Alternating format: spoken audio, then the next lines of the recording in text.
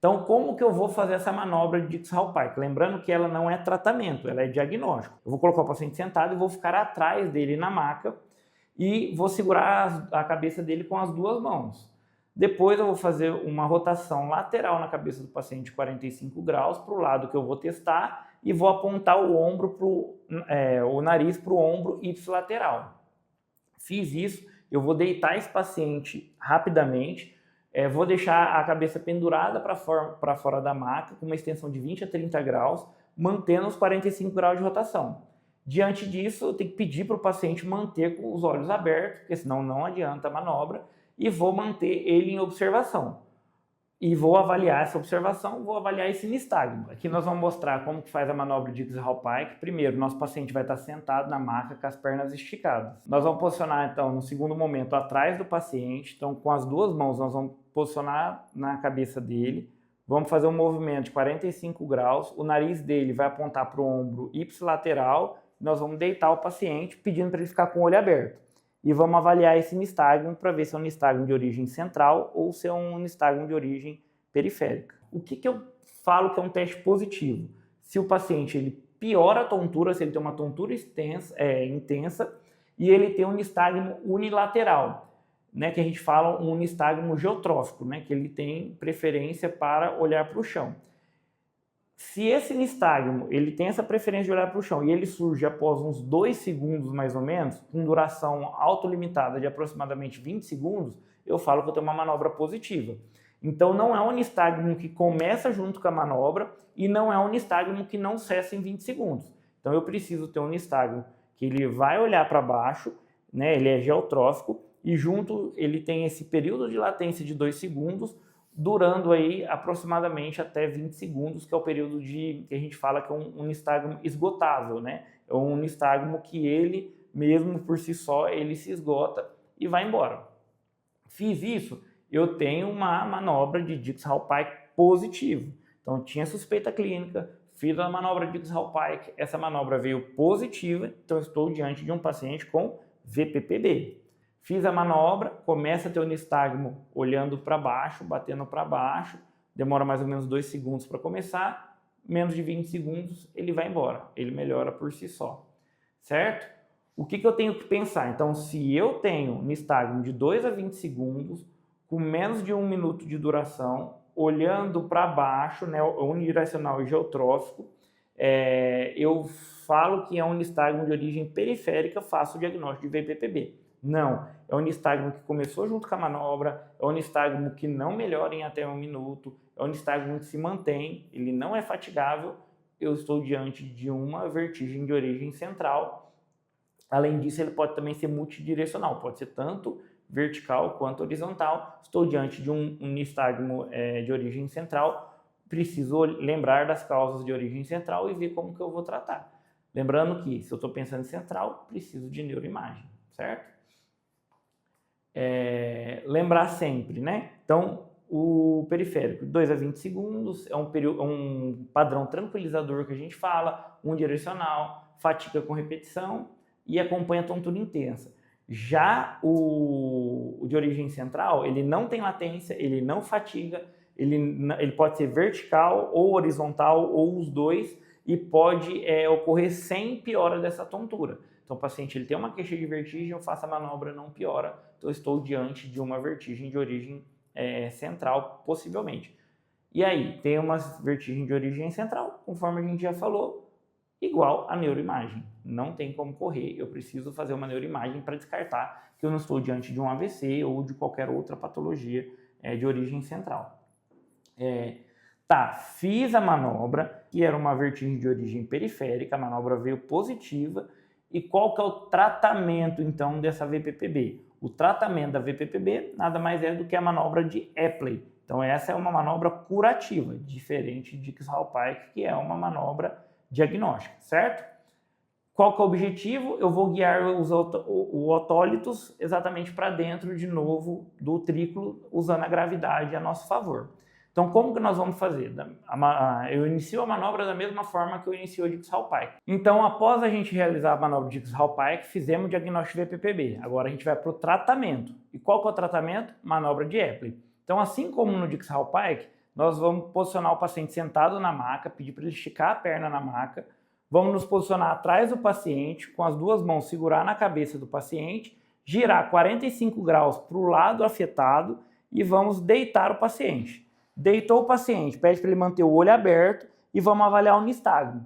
E vamos manter nessa posição até o nistagmo cessar.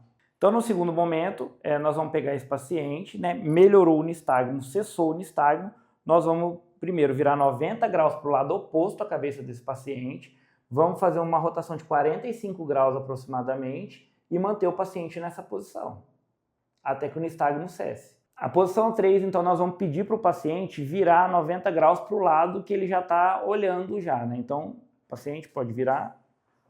E aí, a partir daí, o nariz dele vai estar apontado para o chão, vai estar olhando para o chão para a gente avaliar. Na posição 3, então, finaliza com o paciente olhando para o chão, nariz apontado para o chão. E na 4, a gente vai pedir para esse paciente sentar na beira da cama, queixo colado no peito, e aí nós vamos centralizar a cabeça do paciente, finalizando a manobra de Epley. Fiz isso, melhorou a vertigem, a gente considera que era foi uma manobra positiva e eu tratei essa VPPB. Então eu fiz a manobra curativa da VPPB, certo? E a doença de Meniere? É uma vertigem episódica de longa duração, pode demorar minutos a horas, associada a sintomas auditivos flutuantes. Aqui é muito importante a gente lembrar dos sintomas auditivos, porque isso vai me diferenciar de outras formas de vertigem episódica. Lembrar, né? Então, qual que é a tríade clássica de Meniere? Primeiro, vertigem rotatória intensa, o paciente ele é muito sintomático, o paciente vem queixando de bastante zumbido, né? E por último, essa hipoacusia, né? Diminuição da acuidade auditiva flutuante. Momentos o paciente está bem, momentos ele relata que está diminuindo a acuidade auditiva dele, está com dificuldade para ouvir.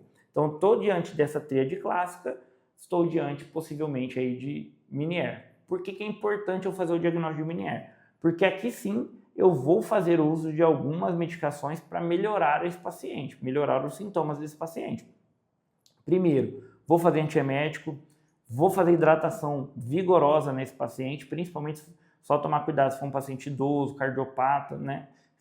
Para ver se ele realmente consegue ser bem hidratado, mas se não tiver nenhuma contraindicação, uma hidratação vigorosa e vou orientar o repouso para esse paciente. Lembrar que Meniere, eu vou fazer o acompanhamento no PA, eu vou fazer o sintomático, vou fazer a hidratação, vou orientar o repouso, mas o mais importante, eu vou orientar que esse paciente seja encaminhado para o otorrinolaringologista. Ele precisa ser investigado, precisa ser melhor conduzido depois de maneira ambulatorial pelo especialista que é o otorrino, certo? Lembrar sempre que eu vou precisar fazer diagnóstico diferencial com AIT, né? AIT de fossa posterior. Lembrar que o AIT, geralmente, os sintomas são menos prolongados, são mais rápidos, e o principal diagnóstico diferencial, a principal forma de diferenciar esse diagnóstico é perguntar para o paciente sobre sintomas auditivos. AIT não tem sintoma auditivo. Meniere, sim, esse tem a tríade clássica, precisa ter essa hipoacusia e essa hipoacusia flutuante. Então, a chave diagnóstica, a chave no diferencial é perguntar para o paciente se ele tem ou se ele não tem zumbido.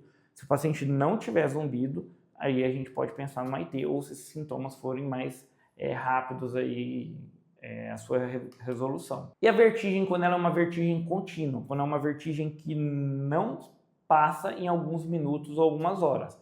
Eu vou lembrar de duas doenças, basicamente. É uma neurite ou não? É um AVC.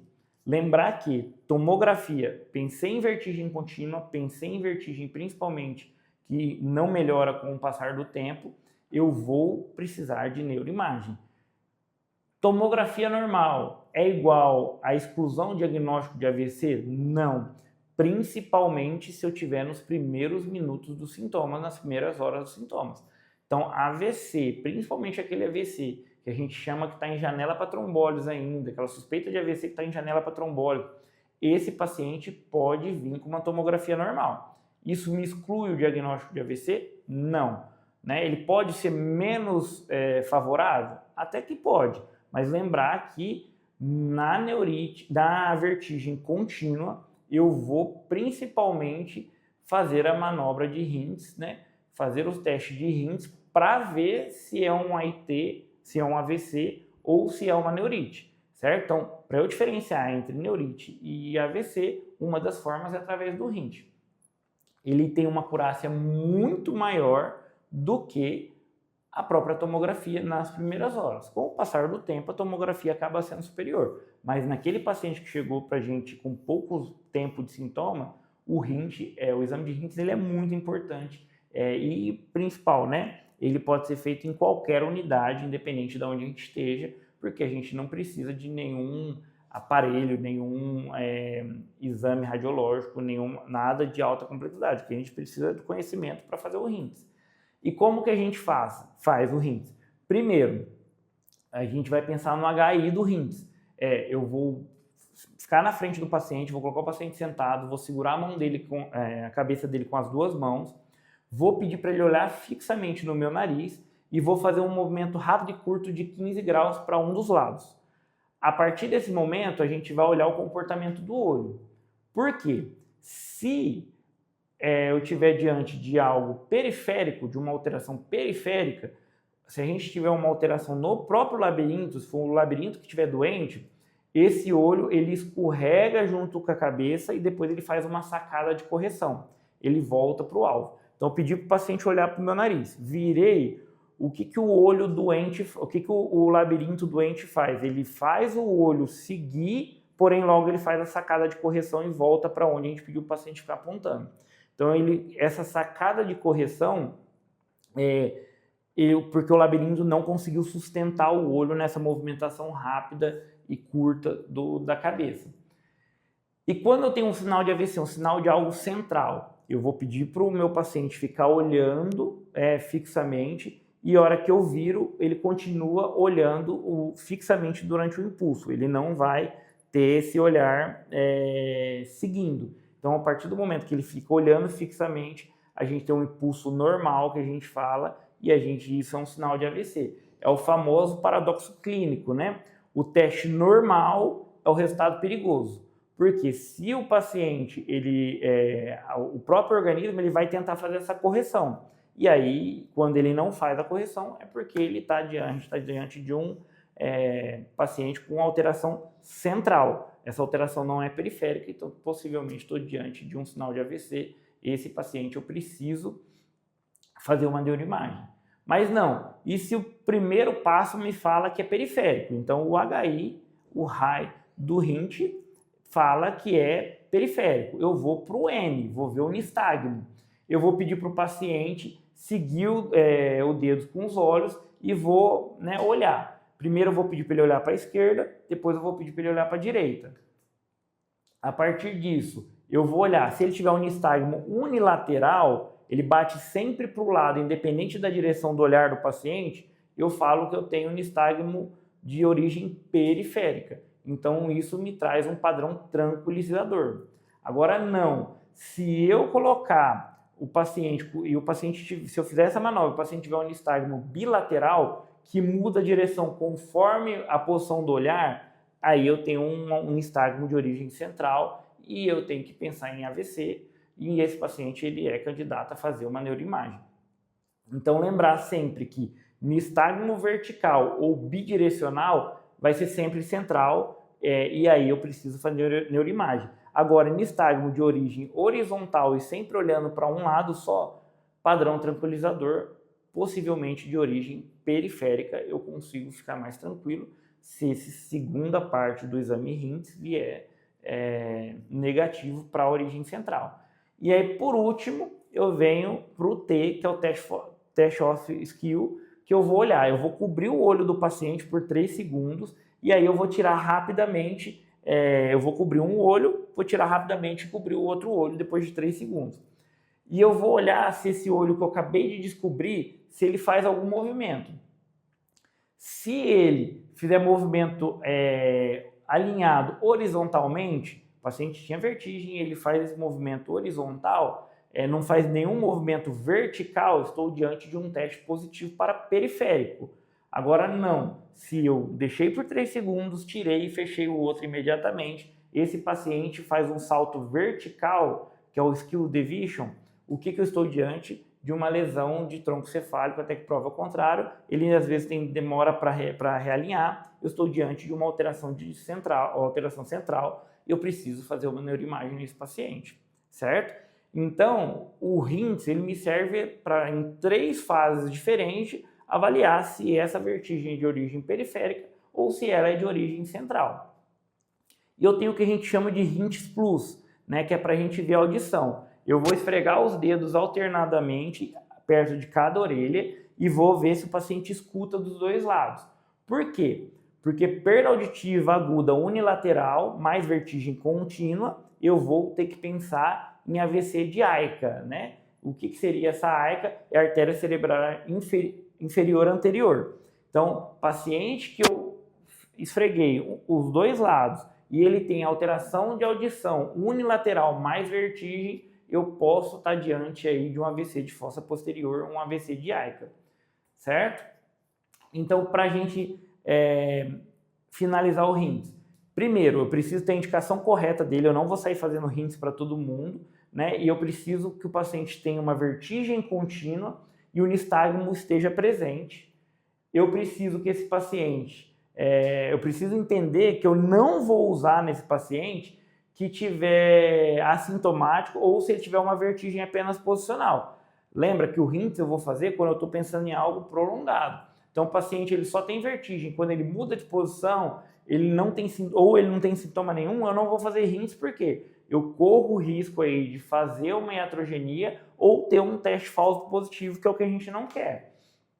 E lembrar sempre a regra de ouro vertigem contínua é igual a fazer o RINTS, vertigem posicional episódica, fazer Dix-Hallpike, não é para substituir um pelo outro, porque eu vou fazer diagnóstico errado, eu vou fazer conduta errada e vou acabar fazendo iatrogenia nesse meu paciente, certo? Lembrar sempre do padrão infarto, né, que é qualquer componente central que eu tenha nesse padrão infarto, eu vou fazer a neuroimagem, eu sou obrigado a encaminhar esse paciente para avaliação de neurologias, mais para fazer, seja tomografia, que é mais ampla, a disponibilidade no nosso meio, mas também tem locais que tem ressonância, pode ser a ressonância também, mas primeiramente a gente vai pensar sempre na tomografia. Então, se eu estou numa UPA, se eu estou num atendimento de baixa complexidade, eu vou precisar encaminhar esse paciente de maneira rápida para fazer esse diagnóstico de maneira correta, e eu preciso ter um sinal só, eu não preciso ter todos os sinais.